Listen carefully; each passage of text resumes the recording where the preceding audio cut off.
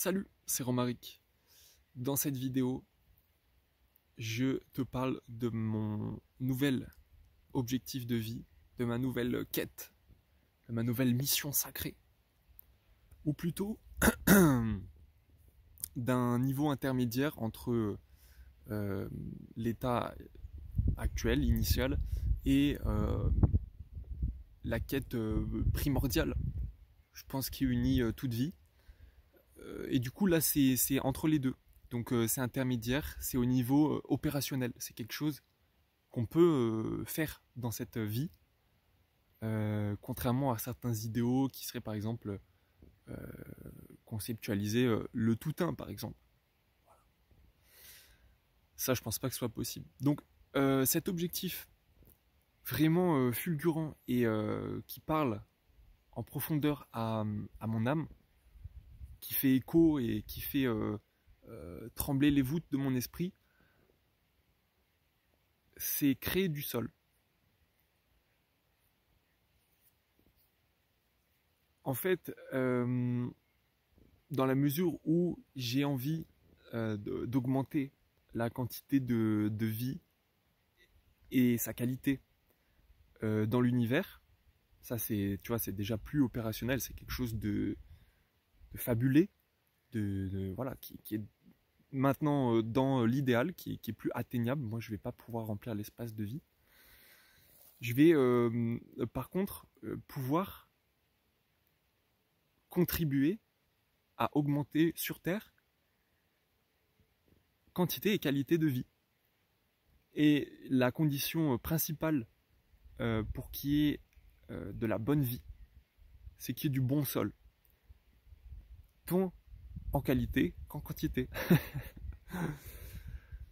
En plus de ça, encore à un niveau opérationnel, en créant du sol, on résout énormément de problèmes environnementaux que les humains ont causés.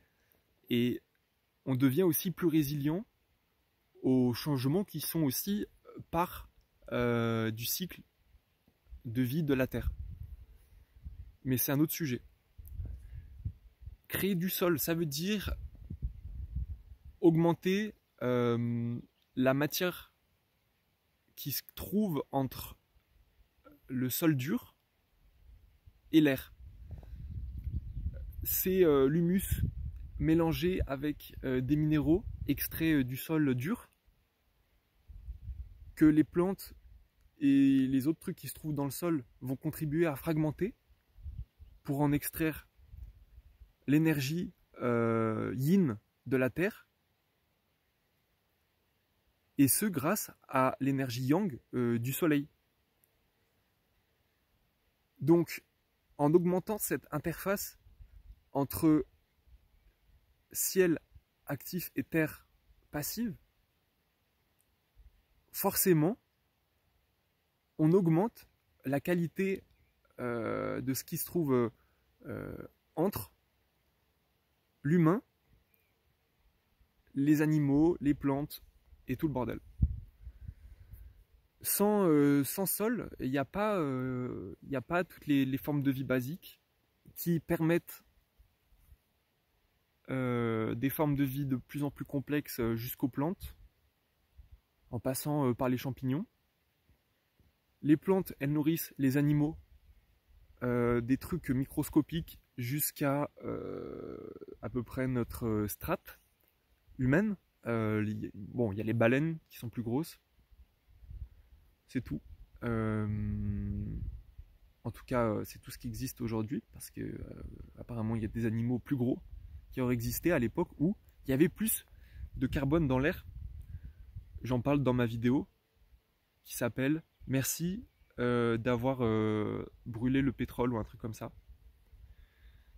Un titre provocateur pour dire, pour aborder, pour voir un tout petit peu de beauté dans les troubles liés à la pollution qui nous guettent, notamment plus de carbone libre, plus de vie.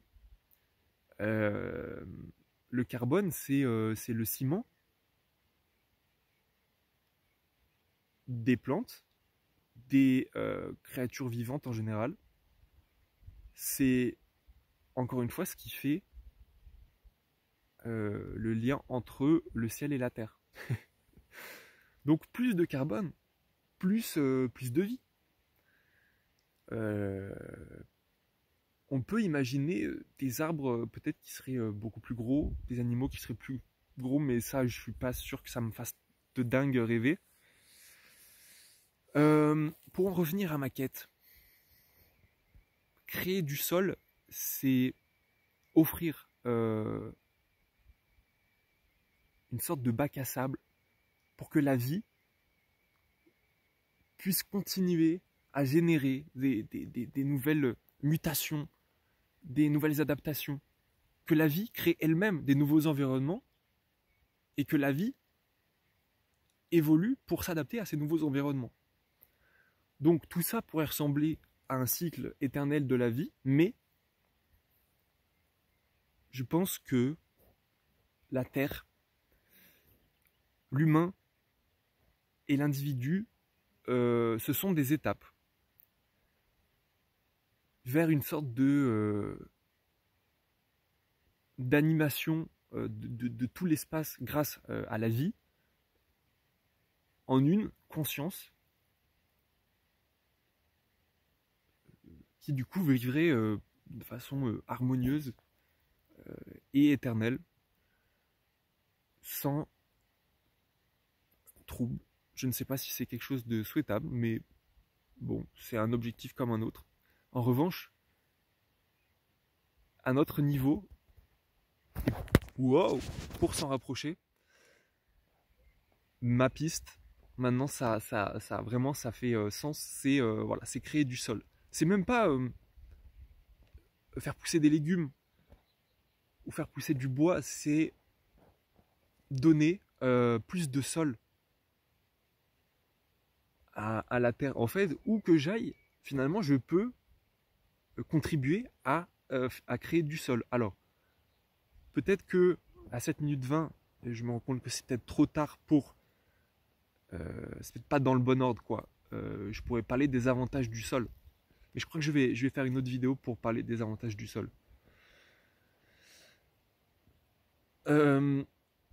Donc je peux créer du sol quasiment où je veux, avec des micro-actions. Et comme ça, j'œuvre à me rendre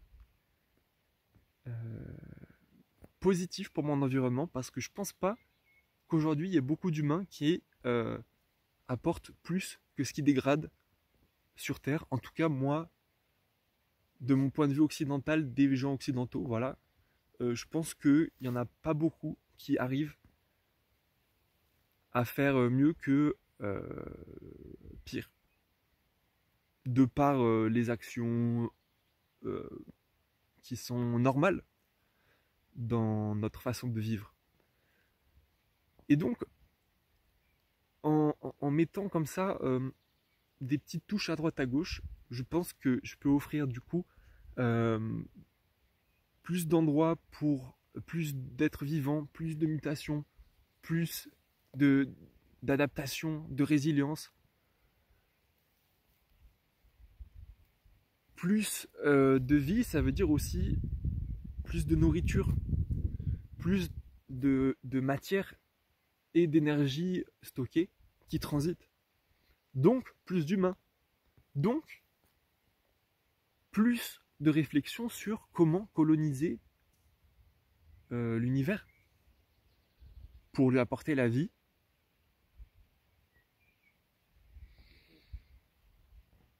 Et plein d'autres choses cool. Voilà, donc je sais pas si... enfin, mon but, c'est pas de te convaincre, mais plutôt déjà de partager ma joie, parce que j'ai vraiment la sensation que c'est facile et atteignable, que ça fait du bien, interne et externe, et que j'ai la sensation d'œuvrer dans mes idéaux, dans le sens de mes idéaux les plus abstraits et absolus, de façon très pragmatique. là, je suis sur mon terrain et il y a des espaces comme ça où il n'y a pas de sol parce que il y a trop de pentes et que les conditions font que ça marche pas. Enfin là, c'est pas mon terrain, c'est en face. Mais là, je suis sur mon terrain et il y a des pentes comme ça aussi. Je suis en train de lire The Keyline Plan de P.A. Yeomans pour apprendre à stocker l'eau, bloquer l'érosion des pentes et augmenter la fertilité des endroits sur lesquels on a implémenté ces keylines. Et j'ai bon espoir que d'ici quelques décennies,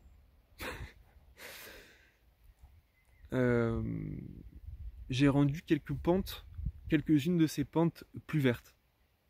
Mais que ça ne soit pas mon seul objectif. Je peux créer du sol de partout.